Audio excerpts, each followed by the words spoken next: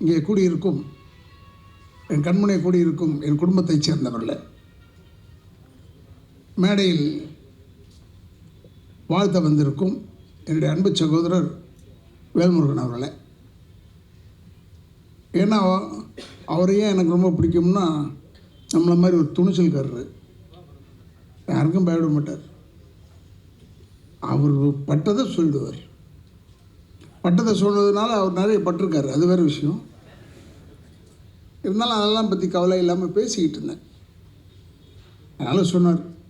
அதே போல் என்னுடைய அதான் அந்த காலத்து ஜோடின்னு சொல்கிறதா இந்த காலத்து ஜோடின்னு சொல்கிறதா, அந்த காலத்து தான் ஜோடி அம்பிகா அவர்கள்.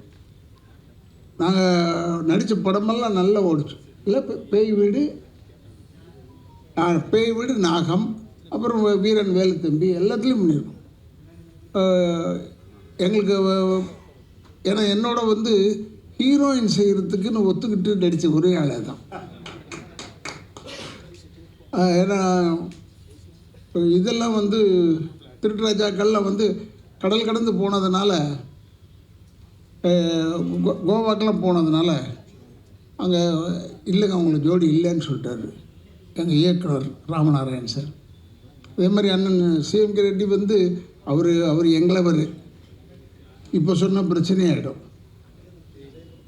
ஏன்னா இப்போ அந்த பிரச்சனை தான் பெருசாக ஓடிட்டுருக்கு. தேவையில்லாத பிரச்சனை தான், அதான் ஓடிட்டுருக்கு. தெலுங்கா தமிழா அது இதுன்னு நிறைய ஓடிட்டுருக்கு நேரத்தில் நம்ம இதை சொல்ல தேவையில்லைன்றதுக்காக என்னுடைய அன்பு சகோதரர் சிஎம்கே ரெட்டி அவர்களுக்கும், மேலும் மாஸ்டரை பற்றி சொல்ல தேவையில்லை. செல்வம் மாஸ்டர் அவர் நான் நினச்சேன் கூப்பிட்டா வந்துடுவார் போல இருக்குன்னு கூப்பிட்டு பார்த்தேன். வேலைவாசியை பார்த்தோன்னு ஐயோ வேணாம் சாமி, ஏன்னா நமக்கு அடிக்கிறதுக்கு தானே ஒரு ஆள், அது நம்ம பார்த்துக்கலான்னு சொல்லிவிட்டு. ஆனால் இவங்க யூனியன் எல்லாமே நம்ம நுழையவும் முடியாது, அது ஒரு கஷ்டம். ஆனால் அவருக்கும் என்னெல்லாம் எப்பயுமே வியப்பில் ஆழ்த்தி கொண்டிருக்கும் என்னுடைய அன்பு இயக்குனர் விக்ரமன் அவர்கள். இப்போ கூட அவர் உடல்நிலை சரியில்லைன்னா கூட கவலைப்படலை, இந்த ஃபங்க்ஷனுக்கு வந்திருக்காரு பாரு. அதனால் நான் மிகவும் பாராட்டுகிறேன். அப்புறம் இந்த தம்பி இல்லை ஜெகனை பார்த்து சொல்லிட்டேன் நான். படத்தில் ஒன்று இந்த வயிற்றை கிழித்து வைரமெல்லாம் எடுப்பாங்கடா, என்ன படம்டா அப்போ சொன்னான் ஆயன்னு சொன்னான். நான் உண்மையை ரொம்ப பிரதாபப்பட்டேன் அவனை பார்த்து. ஆனால் அவன் பயங்கர வாள்ன்றது எனக்கு நல்லா தெரியும். அதே மாதிரி இப்போ அண்ணன் இருக்காருன்னா அவர் பாட்டெல்லாம் இந்த மண் வாசனை கெடாமல் இருக்கும் அந்த பாட்டு. அதனால் அவரும் இன்றைக்கி நல்ல புகழ் உச்சியில் இருக்கிறார். அதெல்லாம் நல்லா வளரணும். அதில் இந்த எடிசன் அவார்டில் கூப்பிட்ருக்காங்கன்னு போது நான் ரொம்ப பெருமைப்படுறேன். ஏன்னா செல்வகுமாருக்கு ஒரே ஒரு இளிச்சவாயன் நான் தான் நினைக்கிறேன். எப்போ கூப்பிட்டாலும் வந்துடுவான் இருந்தால எடிசன்னு கூப்பிட்டா போதும். ஏன்னா தென்னிந்திய நடிகர் சங்கத்தில் இவருக்கு சரியான அங்கீகாரம் தரல. நாங்கள் அப்போ எலெக்ஷன் டைம் ஏதோ ஓட்டு போட்டுட்டு இருந்தோம்னு நினைக்கிறேன். அப்போ சகோதரர் விஜயகாந்த் எப்பயும் அவருடைய பேச மாட்டார், சொல்ல மாட்டார். எல்லாரையும் அனுசரிக்கக்கூடியவர். சும்மா தொந்தரவு பண்ணாதன்ற மாதிரி ஏதோ ஒன்று சொல்லிவிட்டார். அப்போ நான் கூப்பிட்டு சொன்னேன், டே எதிர்காலத்தில் அவன் பெரிய ஆளாயிட்டானா அப்புறம் நம்ம வணக்கம் சொல்ல வேண்டியதாக இருக்கும், அதெல்லாம் வேணாண்டா, விடு அவனை விடுன்னு. அவருடைய ஃபங்க்ஷன் எங்கே மலேசியாவில் கூப்பிட்டாரு, போனாங்கன்னா எல்லாத்துக்கும் போனேன். ஆனால் அவர் ஒரு ராசி இருக்குது அவர்கிட்டையும். கல்யாணம் ஆகாத பெண்கள் யாராவது அவர் கூப்பிட்டாருன்னா வந்துடுங்க ஃபங்க்ஷனுக்கு. ஏன்னா உங்களுக்கு இம்மிடியட்டாக கல்யாணம் ஆகிடும். நல்ல இடமா பார்த்து கல்யாணம் ஆகும், அதுக்காக சொல்கிறேன். ஏன்னா அதை நான் கண்கூடாக பார்த்தேன். நான் சொல்கிறது மலேசியாவை பற்றி சொல்கிறேன். அவருக்கு தெரியும் யார் அந்த பெண்மணி, அதெல்லாம் தெரியும். எதுக்கு சொல்கிறேன்னா, ஒரு நல்ல உள்ளம் படைத்த மனிதன். இவ்வளோ பெரிய ஃபங்க்ஷன் செய்கிறது பத்திரிகைக்காரங்களுக்கு முக்கியத்துவம் கொடுத்து செய்கிறது முதல் ஃபங்க்ஷன் இதுதான் நான் பார்த்தது வரைக்கும். நான் ஒருவேளை வந்திருக்கேனா இல்லையான்னு தெரியல, நான் நிறைய வந்திருக்கேன். பட் இவர் பத்திரிகைக்காரங்களுக்கு சக மரியாதை தரக்கூடிய ஒரே மனிதன் செல்வகுமார் அவர்கள். உண்மையை பாராட்டுறேன். அவர் இப்போ இந்த எடிசன் 18th அவார்டு 18வது ஆண்டு அவார்டுன்னு எனக்கு ஆச்சரியமாயிடுச்சு. இந்த ஆளோட பழகி நமக்கு 18 வருஷம் ஆயிடுச்சா? அடே எங்கள் அப்பா, எவ்வளோ நாள் ஓடி போச்சு பாருங்கள். ஏன்னா இந்த நினைப்பு தான் நம்மளை வந்து வயசாக்கிடுது.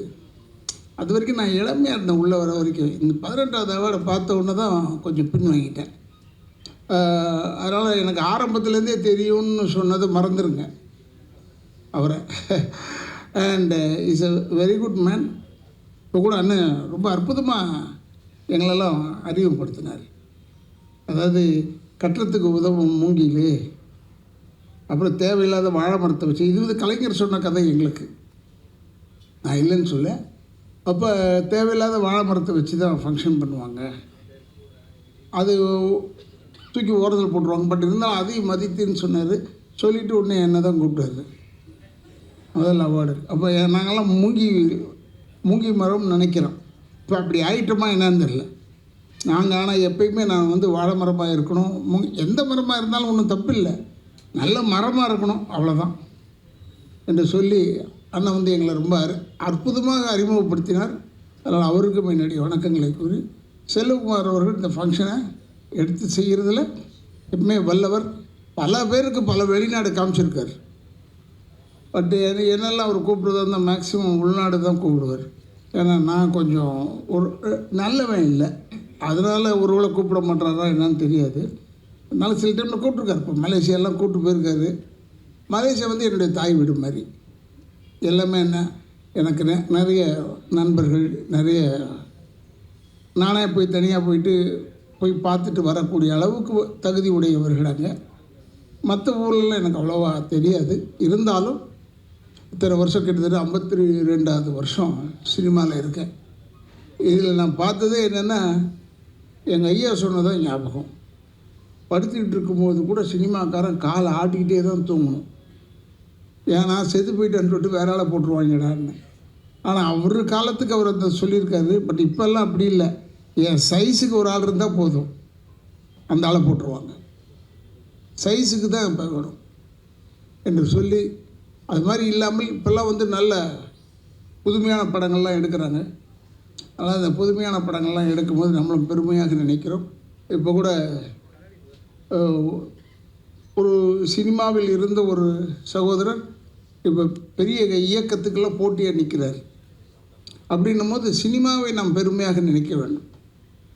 எல்லாருமே சினிமாளுங்க தான், எதிர்த்து இவர் நிற்கிறவங்களும் சினிமாளுங்க தான்.